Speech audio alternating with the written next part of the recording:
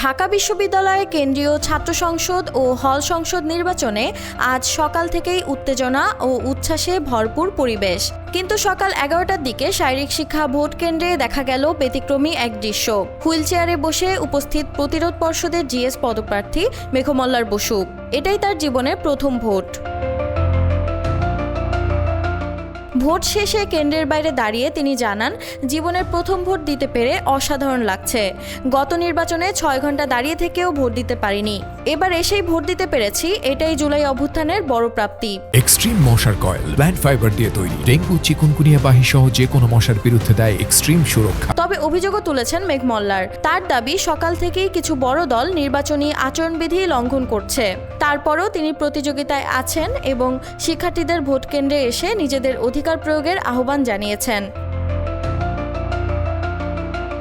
এবারের নির্বাচনে 28টি পদের জন্য লড়ছেন 471 জন প্রার্থী, যার মধ্যে নারী প্রার্থী 62 জন। সকাল 8টা থেকে শুরু হওয়া ভোট চলবে বিকেল 4টা পর্যন্ত, 8টি কেন্দ্রে ও 810টি বুথে। নিরাপত্তা নিশ্চিত করতে সোমবার রাত 8টা থেকে বুধবার সকাল 6টা পর্যন্ত বিশ্ববিদ্যালয়ের প্রবেশপথ বন্ধ রাখা হয়েছে। মেঘমল্লারের এই প্রতীকী উপস্থিতি ভোটারদের কাছে নির্বাচনের গুরুত্ব আরও বাড়িয়ে তুলেছে।